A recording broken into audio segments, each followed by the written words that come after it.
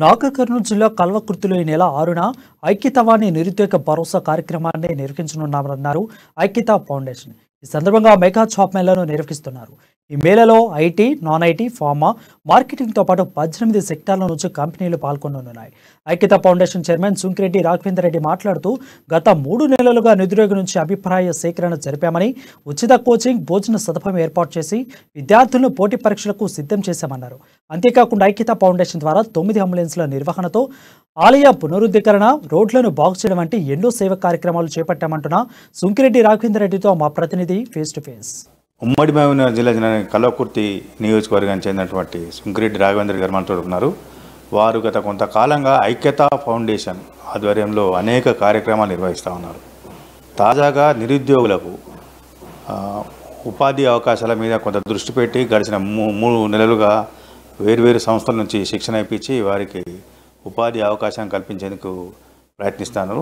వారు ఫౌండేషన్ వివరాలు, ఐక్యతకు సంబంధించిన ఫౌండేషన్ వివరాలు, తర్వాత ఉపాధి అవకాశాల మీద ఎంతమంది యువకులు వచ్చారు ఏందన్న విషయాలను వారు మనతో పాటున తెలుసుకున్నాం.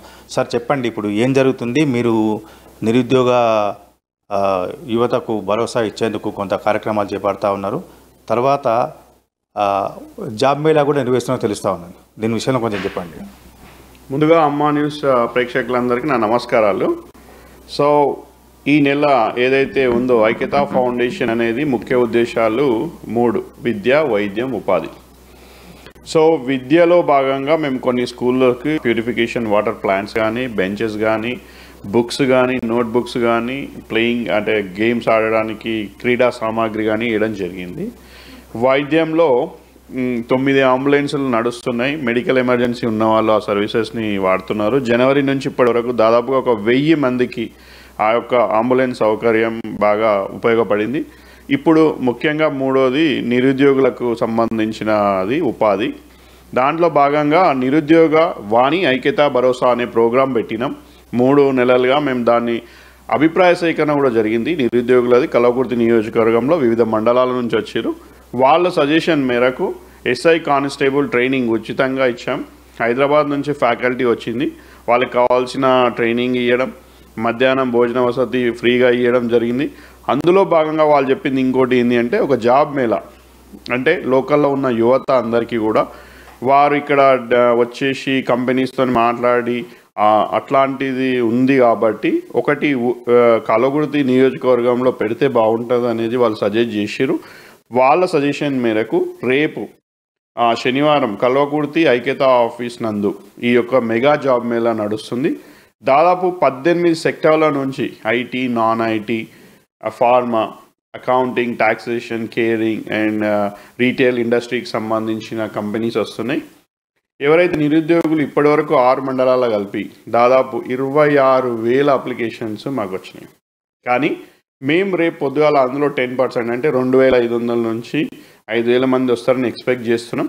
అక్కడ దాదాపు 50 కంపెనీలు వస్తున్నాయి ఈ 18 సెక్టార్ల నుంచి. సో 5,000 జాబ్స్ ఏవైతే ఉన్నాయో అవి భర్తీ చేయడానికి వస్తున్నారు. సో ఈ యొక్క అవకాశాన్ని అందరూ కూడా వాడుకొని వాళ్ళ అర్హతను బట్టి జాబులు తెచ్చుకోవాలని చూస్తున్నాం. సార్, అంబులెన్స్లు వీటికి సంబంధించిన ఏర్పాటు చేస్తూ ఉన్నారు. అంటే మీకు సేవ ఇలా చేయాలని అంటే ఎందుకు వచ్చింది ఈ ఉద్దేశం? సేవ చేయాలనే ఉద్దేశం ఎందుకు వచ్చింది?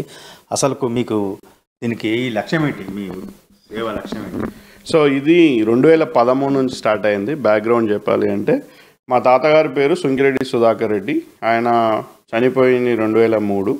సో 2013 10వ వర్ధంతి సందర్భంగా కార్యక్రమాలు చేయాలి అనుకున్నప్పుడు మాకు ఒక ప్లాట్ఫామ్ అవసరమైంది. సో మా తాతగారి పేరు మీద సుంకిరెడ్డి సుధాకర్ రెడ్డి చారిటబుల్ ట్రస్ట్ అనేది పెట్టడం జరిగింది.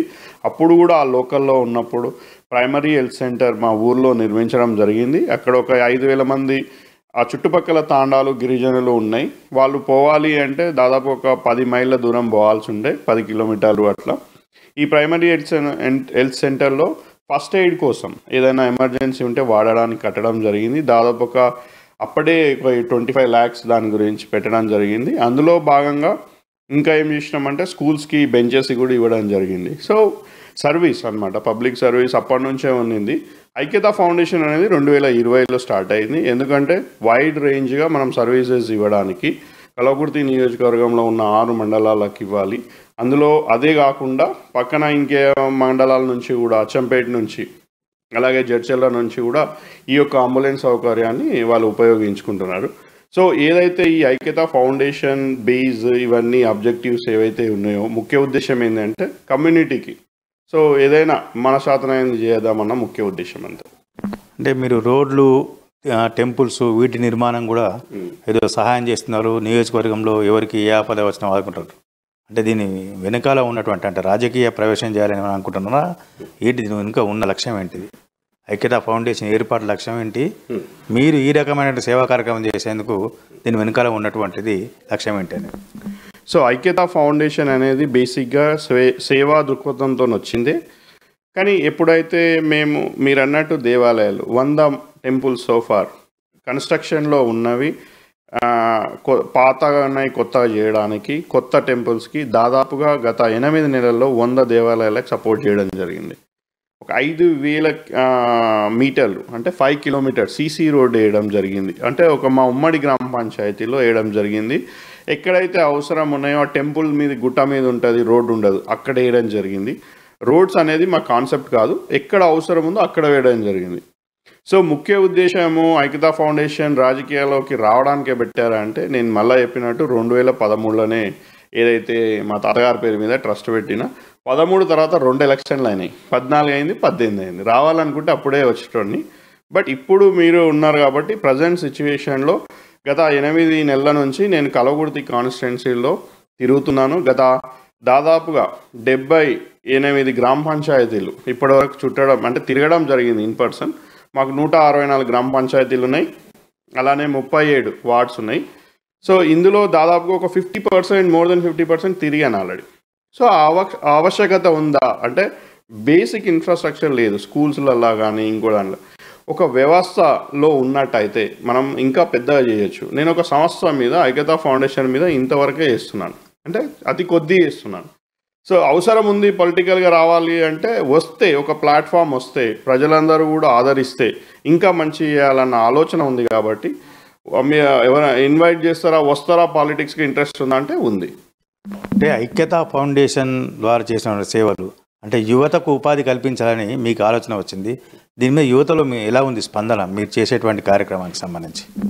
సో ఇంత ముందుకు చెప్పినట్టు మేము ఈ యువత కోసమని సపరేట్గా అభిప్రాయ సేకరణ ఇంతవరకు ఎవరు చేయలే మా కలవకుర్తి కాన్స్టిట్యున్సీలో. అంటే వారికి ఏం కావాలి, చదువుకున్న యువత ఉన్నారు, చదువుకోలేని యువత ఇద్దరు ఉన్నారు.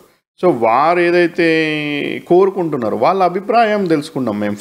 మేము ఇది చేస్తున్నామని చెప్పలే, వాళ్ళు చెప్పింది మేము ఇంప్లిమెంట్ చేస్తున్నాం. అంటే ప్రస్తుతం వాళ్ళు ఒక ట్రైనింగ్ సెంటర్ కావాలి, కాంపిటేటివ్ ఎగ్జామ్స్ ఉన్నాయి, ఎస్ఐ కానిస్టేబుల్ అన్నారు. వాళ్ళకు దాదాపు 1000 మందికి మేము ఒక షూ ట్రాక్ ఇవ్వడం జరిగింది, మెటీరియల్ ఇవ్వడం జరిగింది. అలాగనే in person training facility provide చేయడం జరిగింది. రెండోది జాబ్ మేళా క్రియేట్ చేయడం జరిగింది. స్పందన అనేది బాగుంది. వాళ్ళు ఏం కోరుకుంటున్నారంటే ఇలాంటి కార్యక్రమాలు చేసే వ్యక్తులు ఇంకా యువతకి సపోర్ట్ చేసే వాళ్ళు వస్తే బాగుంటుంది అనేది వాళ్ళకు కూడా ఉంది. అంటే ఈ మీ ఐక్యతా సేవా ట్రస్టు సేవలు కేవలం నియోజకవర్గం పరిమితం చేస్తారా, లేదంటే జిల్లా వ్యాప్తంగా విస్తరించే అవకాశాలు ఏమన్నా? దేని గురించి చెప్పండి. ఇంతకుముందు చెప్పినట్టు నా ఒక శాతనైనంత వరకు సంస్థలో ఎంతవరకు చేయగలుగుతానో అంతవరకు చేస్తున్నాను. బట్ ఎమర్జెన్సీ కేసెస్ ఉంది, అంబులెన్స్ సర్వీస్ అనేది అది మనం పర్మిట్ చేయలేము కదా. ఇక పక్క జిల్లాల వాళ్ళు కూడా వచ్చేసి వాళ్ళు వాడుతున్నారా అంటే వాడుతున్నారు. మా జిల్లాలోని పక్క కాన్స్టిట్యున్సీలోని సేమ్ ఉమ్మడి జిల్లాలోని లైక్ అచ్చంపేట అన్న వంగూరు మండలం, చారగొండ మండలం, ఇక్కడ ఊరుకొండ మండలం, జడ్చర్ల కాన్స్టిట్యున్సీలో వాళ్ళు మన అంబులెన్స్ వాళ్ళు వాడుతున్నారు. సో కలవకుర్తి నియోజకవర్గానికి పరిమితమా అంటే అలా ఏం లేదు. ఓకే, ఇది ఐక్యతా ఫౌండేషన్ ట్రస్టు రాఘవేందర్ రెడ్డి గారు చెప్పినటువంటి విషయాలు. వారు అంటే యువతకు ఉపాధి కల్పించాలి, యువతలో ఉన్నటువంటి యువశక్తిని వెలికి తీసుకుని సదుద్దేశం చేసిన కార్యక్రమాన్ని మరింత సక్సెస్ కావాలని కోరుకుంటున్నాం. కెమెరా పర్సన్ క్రాంతితో కృష్ణమూర్తి, హైదరాబాద్.